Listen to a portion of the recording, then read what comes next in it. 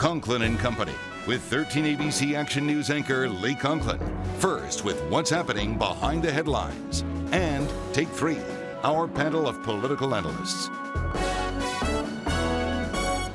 Good morning, everyone. Sean Hagerty joining you this morning. Lee Conklin has the day off. So we're going to look back here at 2013, a couple days left to go. Take a look back at some of the biggest stories and some of the biggest topics that have happened. We're going to talk politics. We're going to talk education. But first of all, we're going to talk about crime here in the Glass City specifically. We have Taylor Jungeon from the Toledo Blade joining us this morning. Thank you very much. And my pleasure. Almost Happy New Year to you here.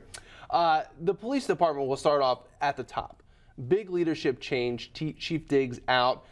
Chief Moton in.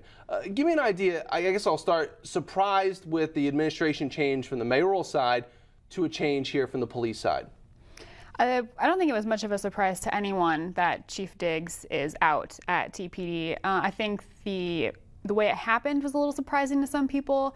Some people were expecting him to kind of put up a fight with Mayor-elect Collins. He didn't want to leave, was everything we were hearing. So when he announced his retirement, people were kind of like, oh, goodness, all right. What was from everything you've learned so far, what was the biggest issue?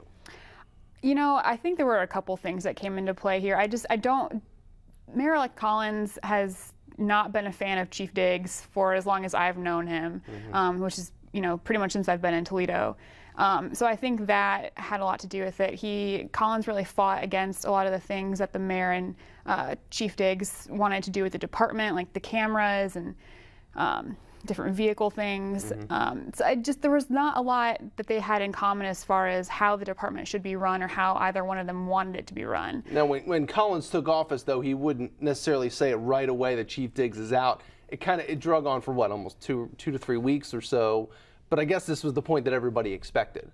Yeah, I mean, we all kind of expected that there was going to be a new police chief. We didn't know. We had heard rumors of who it was going to be, and most of them centered around Lieutenant Moton, who was named to be the next chief.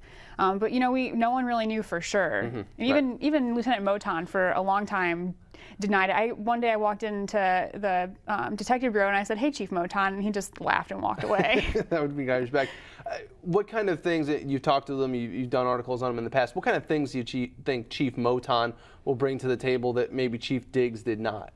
Moton really seems like he wants to push more for personal relationships between officers and residents in the city of Toledo, whether that means officers are going to be on the streets walking more, especially maybe in some high traffic areas. Downtown, we kind of already have that with the team policing unit. Right.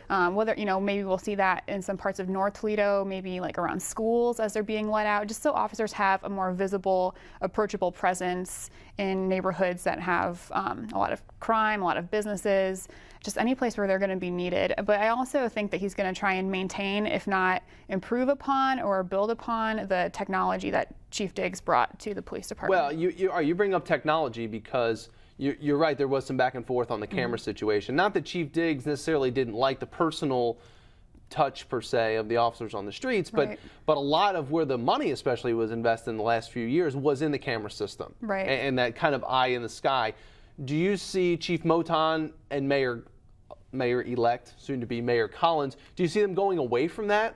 I mean, the money's already been spent. No, I don't think that they will invest more in it. Okay. I think that they will continue to utilize it, and that's solely based on an interview with Lieutenant Moton asking him, "Are you going to continue to build on technology and data-driven policing?" And he says yes. What that means exactly, I have no clue just yet.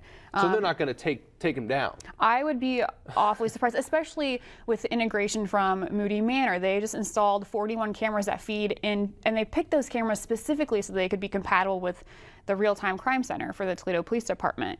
Because, everyone knows the Moody Manor has been an issue. There's been incidents, yeah. Yeah, and so, and there are other private entities that have approached the police department about wanting to have similar cameras that feed into the department's center. So I would be awfully surprised if those cameras came down. In the last year, when you've talked to people, and Chief Diggs and Lieutenant Moton going forward, do they feel like the cameras were a success? Was this year a good year in really helping the crime situation in the city with the eyes in the sky? Crime rates across the board are down. How much you can directly attribute to the cameras, it would be impossible to say, Right. Unless you get really specific for, every single one of those locations where there's a camera and pull past crime data and look at new crime data. But I also think it's too soon to really say definitively one way or another. I think you need to have a couple years out before we can really say, like, these are a success or they're not a success.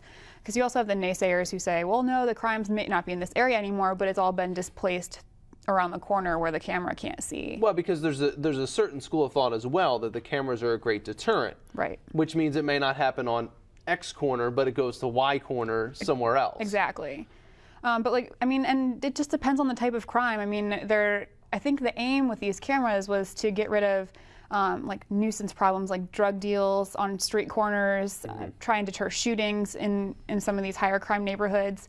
But, we also have still, and although burglary rates are down, there are still a staggering number of burglaries reported every year in the city of Toledo. And a lot of them are in areas where there are no cameras. So I don't know if that's a shift or if that's just where we're finding more criminal enterprise. Where it just happens. Let me ask you about the homicide rate. That's kind of a topic, a barometer at least a little bit that people judge crime rates. Where do we stand year over year, more or less than 2013? Well, as of Thursday, homicides in the city of Toledo were down ever so slightly. Christmas Day, we recorded homicide number 33 for the city of Toledo, and that's not counting, it's not counting the correctional facility homicides. Oh, Toledo Correctional. Okay. Which I think, I think we can count them, but I also don't think it's fair to lump them with the city of Toledo cases because it could be apples to oranges. I see that. Yeah. And we ended 2012 with 37 homicides. Again, not counting the one at the University of Toledo and not counting the one at the correctional center. Okay, so it's close. It's a little bit down. Yeah. When you talk with officers and management there, you don't want to have any homicides, but right. Can they work with this level? Is this something they feel like that makes the city still safe? Well, and interestingly too, even shootings across the board, fatal, non-fatal, they're down this year. As of Thursday, we're at 166, 165, which is still a fairly significant number of people being shot in the city of Toledo. But we ended last year with 199. 2011, we ended with 211. So we're on a downward trend, which is great. Which is good, sure. I guess I'll ask you as we wrap up here with your crystal ball. What do you see going forward with the police department? Obviously, we're going to have a change in leadership. Give me an idea of what you think we could see. Maybe we're talking a lot about 2014.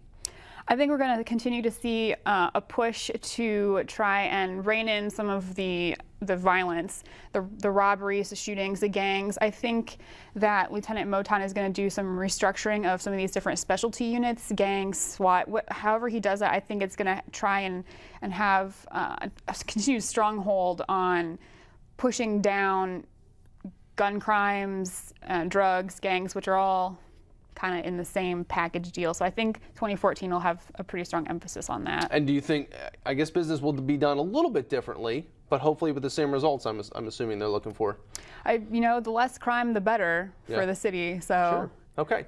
Taylor Jungeon, we thank you very much for your time today. Coming up next, we're going to be talking about education in schools. What's looking forward in 2014. We'll have that coming up.